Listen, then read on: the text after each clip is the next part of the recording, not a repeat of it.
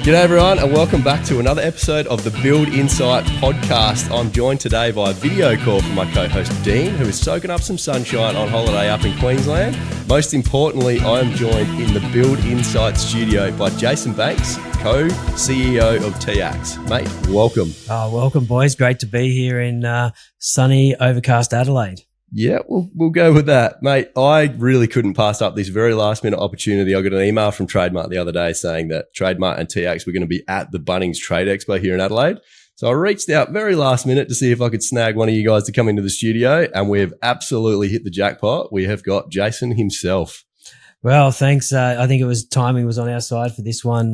When I got the message through from the Trademutt team saying, hey, there's an opportunity to do a podcast, I'm never going to say no to that. And especially when we get the opportunity to share a little bit more about Trademutt and to TIACS to the wider trade community. Awesome, mate.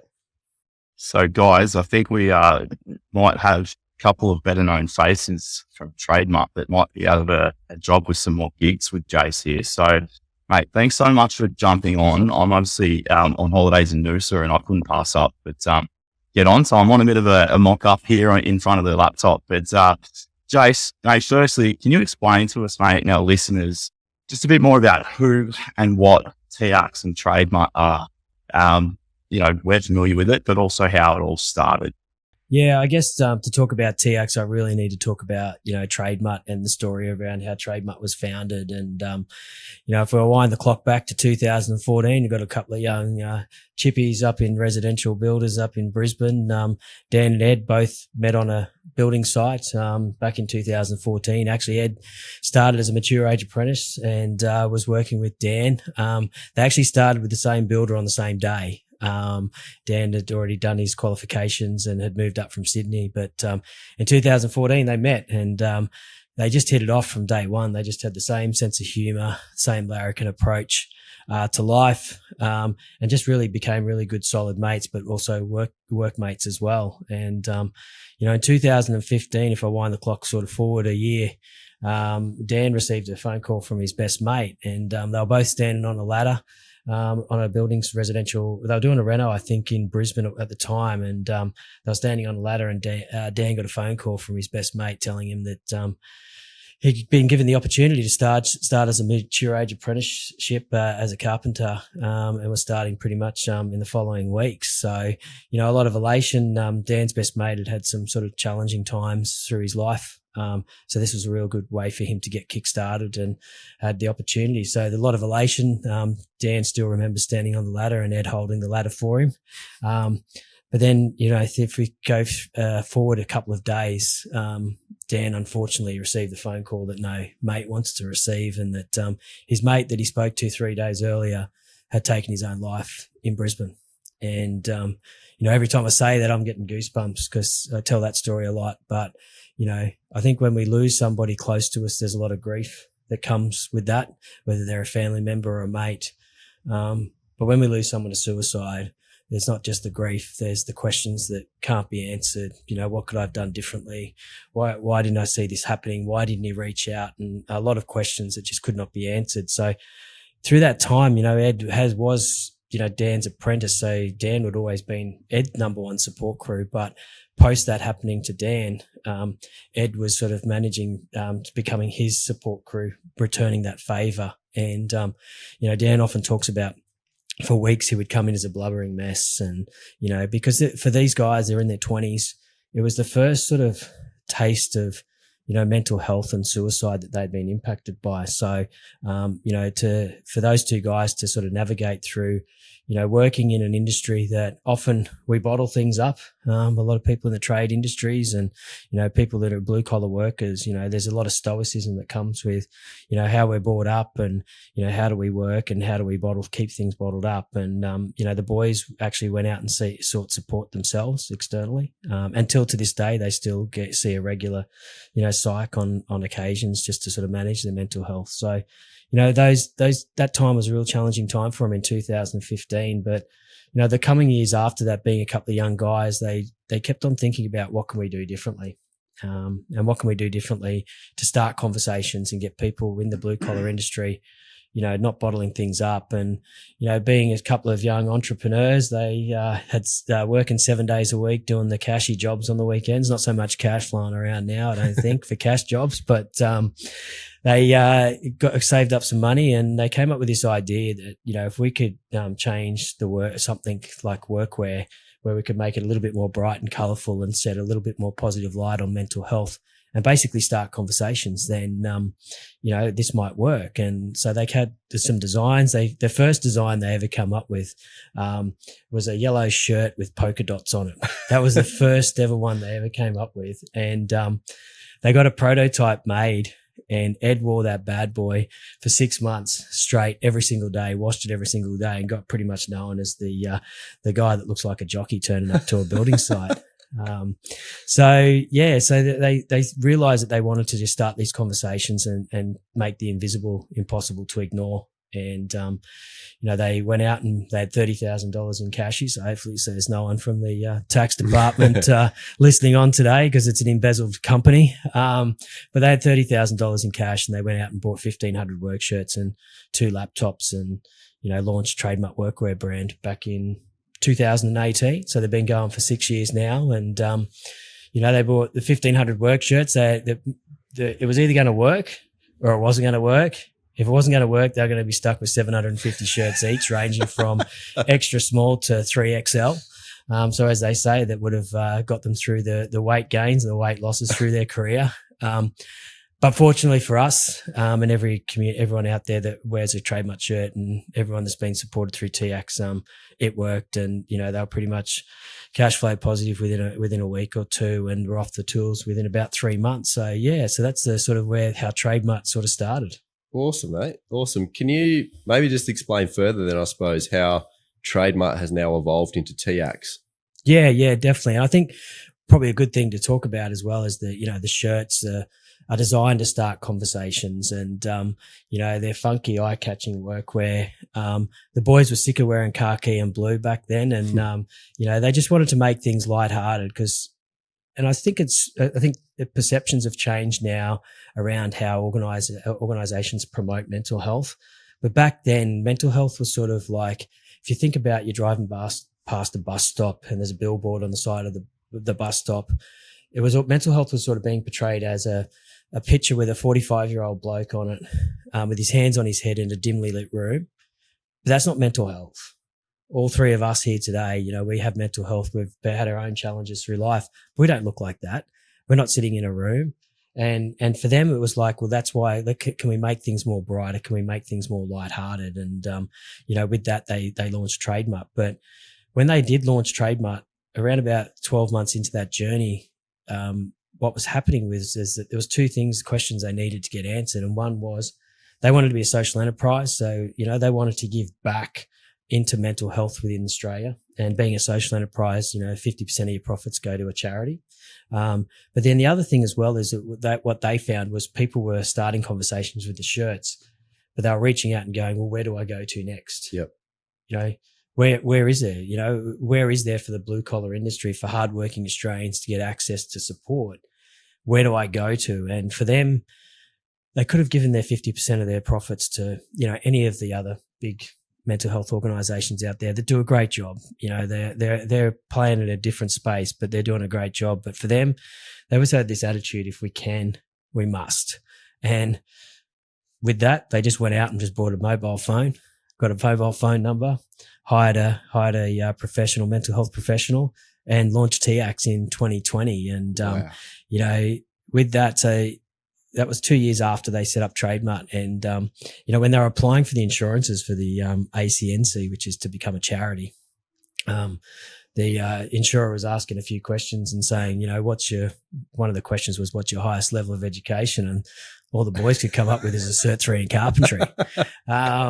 So, I think their naivety that they had through just having a go, without putting any sort of infrastructure or any rules or regulations behind it, just go and have a crack. We'll worry about those things later, has got us to where we are today. And, TIACS was born in 2020. We're a professional mental health counselling service for tradies, for truckies, for farmers, any blue collar worker, and we can't forget about their loved ones. And what's really great about it, it's a free service. So any of the listeners out there today, you're a blue collar worker, you're a loved one of a blue collar worker, you can get access to TIACS and get access to multiple sessions with the same counsellor, Monday to Friday, 8 a.m. to 10 p.m. And, what we feel is really great about it is that we're targeting an industry that is under supported in this space and probably don't have the opportunity to get access to services. Yep.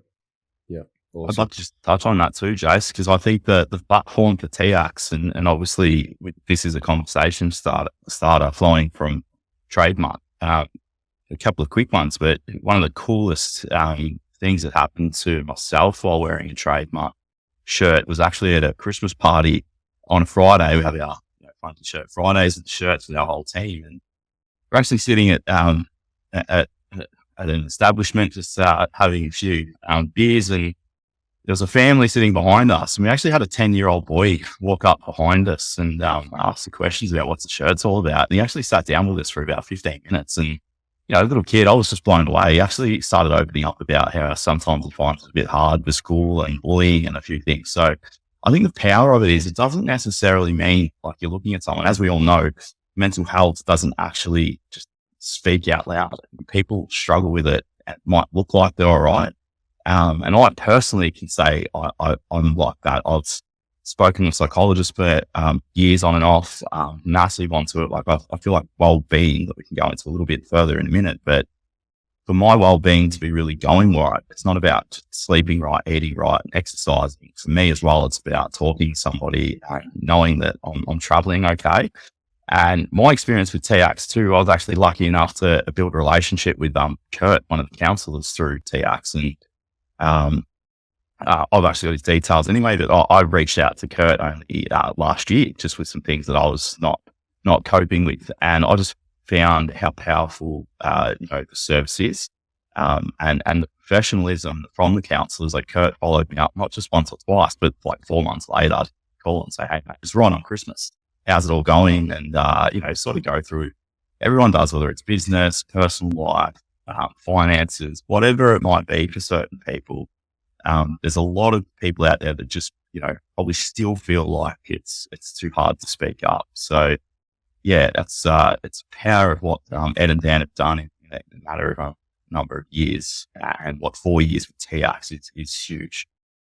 I think you hit the nail on the head. That it's a power. We often talk about it's a power of a shirt, and that's all it is. And it's about starting conversations. We were at the expo here yesterday, and for Bunnings, but we had a guy come past, and he saw the shirts on the racks, and he was sort of coming up and putting his ear up to it, basically saying these are loud, and was sort of taking a bit of the piss out of him. And one of our team, Von, was there and started talking about it and sort of said, "Oh, so do you know about this?" And by the end of it, he stayed there for 15 to 20 minutes listening to the story, and he was getting the codes to jump online and buy one. And awesome. I think it's the power of that shirt that often people see us in flary, Larry shirts, and we're in the blue collar industry. We don't do that sort of stuff, but they start a conversation, and it might even be just to start a conversation about like what that 10-year-old did with you, around, what's his shirt about, or as it could be. We had a lady yesterday that was, came past, and she suffers from anxiety, but she said, "Do you mind if I just sit here and just look at these shirts because the color makes me feel good?" Like, wow. They're the powerful things. Like, take away the service and everything that we've got going on with Trademutt and TIACS, but it's those little impacts that you're having on people in everyday life. And, for us, that's the power that keeps us passionate about what we're doing, to just start more conversations. And I think in society at the moment, we've lost the art of having a conversation. Like, that's the thing. Like, we've lost this art. We're so driven by mobile phones and tech and social media and that sort of stuff. And even we're probably the most connected we've ever been as a community, but we're also the most disconnected we've ever probably been as well. Yeah. And I think that's what it's about, is just breaking down those barriers. Wow. Dean, I just want to touch on that, mate. Thanks so much for sharing your story as well, buddy. It takes a lot of courage to do that. So thank you. Thanks, man. I think that's what we're all here for, isn't it? Like, and Jace is what we're about with Build Insite. We want to sort of break down barriers as well. And I think that's why we're such a big wrap of TIACS and Trademutt. Definitely. Appreciate it. Jason, you finding like, is there a bit of a pattern or is there stages? Like, what are the majority of people that are reaching out? Like, is there a certain industry that's sort of more than others at certain times, or? Yeah, I think definitely since we started, construction, building, and those construction trades have always been sort of our top, and I think that's because of the relatability that we have with the boys. Like I think the power of the story is that we were founded by two tradies. Yeah. Like, and I think that's the relatability. And I think when people reach out and know about who we are and what we do, they have this impression, when you talk, when you ring somebody and you're trying to guess what they look like and you're trying to visualize. All the time. So I think for people, when they're reaching out to someone at TIACS, they're actually got this visualization that they're wearing a Trademutt shirt or they're wearing a high-vis shirt, which the team do. But I think they've got that visualization, and I think that's the relatability. But definitely construction and, in the trades has definitely always been our top ones. We've seen a big growth in the last sort of 12 months, 18 months within the farming and the trucking space. And, right. I think I mentioned to you, Luke, yesterday when we were out and about that, often when I go and do chats with sort of more sort of corporate organizations around what we're doing, is that I always start off to sort of say, hey, just want everyone to think about the food we've got in front of us or the table or whatever we're just about to eat at a luncheon or a morning tea. Then I want you to think about, how did that get? Who produced that? And that's a farmer. That's a farmer out in that suffers from, weather changes and everything that happens out there, the isolation and the cost prices of things. Then have a think about how does it get to us? We're so driven in Australia by transport and logistics, and that's a truckie or a rail driver that are doing long hauls, that are living in isolation away from their families for anywhere up to 6 days at a time or 7 days at a time. So that's a truckie. And then you think about even the building that I'm sitting in here now, everything around us, all the stuff that non-tradies. I need to jump in here for a minute, guys, and take a moment to thank our sponsors, Backman Builders, Callery Building, and Build Imagery. Without the support of these businesses, the Build Insite podcast wouldn't be possible. So jump over and show the support for them so they can continue to support the Build Insite podcast. Screw up. The tradies have got to come and fix it and build our houses and do all that sort of stuff. So if you think about a farmer, a truckie, and a tradie, without them, this country stops tomorrow. And, I think that's something we've got to resonate in. Whenever I say that in more of a corporate thing, I have people coming up to me afterward and said, I've never thought about it in that way. And, for us, it's tradies and truckies and farmers don't get the opportunity to go to personal development sessions with organizations, or they might not have access to counseling support services through their company because they might be a subby. That's where we kick in, and to be able to provide that. But definitely, one thing that we're proud of is it's 70% of our clients that do reach out to us are male, which is sort of goes against the sort of trend of other support services, because we're not very good at opening up, us males, at times. And I think that's something that we're really proud of, is that, so we are relatable to the industry. And, the number one reason why a male will reach out to us is relationships. It could be, personal relationships, could be family relationships, could be work relationships. And, when you think about life at the moment, it's tough out there at the moment. There's cost of living pressures, and, even though someone might ring up around relationships, it actually could be the financial pressures that they're having that's caused the relationship breakdown or the relationship challenges that they have. And, think about miners and truckies and tradies, you're on the tools for long hours of the day. You might not see your family, it might be doing a 12-hour day, and then all of a sudden you've got to come home and, sort of manage the house and what's happening with you. So yeah, I think we've just got to become better, of opening up and sharing our story. Yep.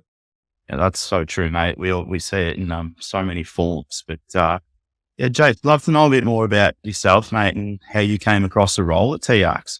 Yeah, well, I spent 30 years, bit of background. I spent 30 years in retail. I spent 14 years with Coles, and I started pushing trolleys when I was 15. So, I think that's as pretty as hardcore as you can get as a 15-year-old pushing a trolley. I grew up in Hervey Bay north of Brisbane in Queensland. But, for me, I'd always had a pretty good upbringing. Mum and dad had owned businesses, and I remember mum and dad owned a roadhouse up north of Mackay, and I was pumping fuel in cars on weekends and after school when I was 9 years of age. And back then, that's when you actually got service. It then shifted to self-serve. So now I'm starting to show my age. But but yeah, it spent 30 years in retail and, 14 years with Coles and 16 years with Bunnings in senior leadership with Bunnings. And, for me, I needed a break. I actually, bit of the backstory is that, I was struggling in my last probably couple of years with Bunnings and, not from a business or a leadership perspective, but just personally about finding my purpose and my values and linking that to it. And I'd had a couple of role changes within the end. And I remember in August of 2000 and, would have been 2018. It was 2018, my, Sunday afternoon. I still remember where I was. My wife actually said to me, just came out and said, you're not the same, what's going on? And I pretty much broke down in tears that day because it was sort of like, I think I was waiting for somebody just to ask me a question or ask me about that. And, kudos to her that she had the courage to sort of come out and sort of ask that question. Cause I think a lot of relationships haven't got that courage sometimes because they don't know how the response is going to be. And I pretty much said, yeah, I'm not enjoying it. I'm not feeling it. And she said, you're short, you're irritable, you're short tempered, which is all the cases of when somebody's going through some challenges. And the question that really that she asked me was really the turning point is what she said. So what are we going to do about it?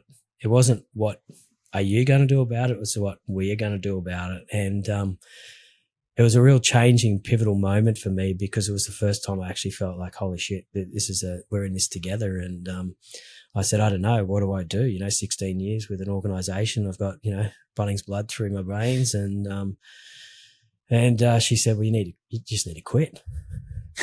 And I looked at her and I went, what? She goes, you just need to quit. So I did 3 months later. I quit and, best advice I got when I eventually made the decision of, quitting, and it was that, a friend of mine who sort of looks after a lot of my financial sort of stuff said to me, what I want you to do is, after I told him that I was quitting, he fell picked himself up off the floor. He said, don't worry about anything. He said, I want you to take at least 12 months out. And, I don't want you to apply for jobs. I don't want you to do anything. I don't want you to do a CV up. I hadn't done a CV up in like 16 years, 17 years anyway. I didn't even know really what that was. He said, I just want you to take some time out. And I did. And I went on a 3-week holiday overseas, came back, and, I did some Uber driving. I jumped in and did that. Didn't really like it, to be honest with you. Some people are really cruel out there how they treat Uber drivers. Just found my way. And I'd had a background. I'd owned a CrossFit gym on the side when I was working for Bunnings in a partnership with a CrossFit gym, and we'd gotten out of that prior to COVID. And so I'd already set up sort of like a bit of a personal training studio at home, and people were reaching out to me saying, hey, can you PT me? Because through COVID, you could get PTs in Queensland, but you couldn't go to a gym. And so all of a sudden I'd started a business and just like that. But the real telling moment for me was in that gym was that I started working with a young fella who had ADHD and had a disability, intellectual disability. And I started working with him, and then all of a sudden I was just getting inquiries from people who are parents and support workers of people with disability, and saying, hey, can you PT these people? And so I ended up setting up a personal training studio in North Lakes, doing up to 32 PTs a week with people with a disability. So it was my way of giving back. My brother's, who's 18 months younger than me, has been intellectually disabled since he was born. So it was a way for me to give back to the community in that way, but something was missing. Connection, everything we talk about, I was missing the connection and that opportunity to do what I'm doing today and getting out and about. And I came across an ad on LinkedIn that Ed had put up around TIACS, and I didn't know anything about really TIACS. So I'd heard about Trademutt, I think maybe on a couple of things. It's probably coming up on Facebook sponsored ads or something like that. I'd seen it, and I knew a mate that knew the guys, and I messaged him and just sort of said, hey, who are these guys? What are they like? And he just said, mate, are you interested? And I went, yeah, I think I am. He goes, leave it with me. I'll call the boys. And, I went through an interview process, but the rest is history. That was 2.5 years ago, and best move I ever did. It gives me the opportunity to give back in a space around mental health. My old man served in Vietnam. So I've seen PTSD firsthand growing up with him. I often tell people that, as kids, we never could go see fireworks. because that would trigger dad, and he could never go to a large sporting game because of the loud noises and stuff like that. So it gives me an opportunity to give back to people that may be going through a rough trot that he didn't have the opportunity to do. Wow. Is there any other ways that people can help besides buying a Trademutt shirt? Pretty much, the best ways that we say to people is, we get that question a lot. We get a lot of people reaching out to us saying, how can we support you? And we just say to them, hey, the best thing you can do is, always just create awareness around the TIACS service. And you don't have to buy a Trademutt shirt to know that, to do that. But the second step is buy a Trademutt shirt. Yeah. Become a foot soldier. Guarantee that you'll start conversations. People always ask you, what you're wearing, whether that's, I was standing in line at getting the fuel the other day, and I was lining up, and the guy behind me and said, all I heard was, mate, that is a conversation starter. And I turned around, all of a sudden I'd paid, and then he'd paid, and we're walking back out to the cars, and we're having a conversation to a stranger. And we often say these shirts turn strangers into mates. Yep. And then the last one, how people can always support us is, we're ungovernment funded. And that's a strategic play on us. But, organized community can just jump on board, whether they're running an event or, they might have a toolbox talk or they might have a morning tea or something like that, and they raise a few bucks and, they want to make a donation. The way we sort of put it is that every $150 that we receive, from the community or from organization means that we can fund another counseling session for someone out there that needs it most. So, it's as simple as that. It's just sort of create awareness, chuck on a Trademutt shirt, because 50% of the profits go directly back to TIACS. So that's just another way of giving back. Yep. And then, if you get the opportunity to sort of start, do some fundraising events or make a direct donation, then, we're definitely up for it. Awesome. I think one of my favorite parts of the shirt too, guys, that we haven't touched on and used, I can't remember how many times, is the QR code inside of the chest pocket. So if you're watching on a video, you'll see Jace is holding that up now. But I think in petrol station lines, shopping gear lines, even a restaurant, I had the manager come out and talk about the shirt I had on, and he actually scanned it, came back 5 minutes later and said, I just bought that shirt, I'm going to wear it in there. So yeah, really, really powerful. Jace, I suppose, mate, we just got to talk about how people can find out a bit more about TIACS and Trademutt, social media platforms, besides listening to podcasts and stuff like that you guys get on and get all around. Where can people find out more, mate? Definitely TIACS.org or trademutt.com is the place to go. It gives you all the information around TIACS and how to get access to our service.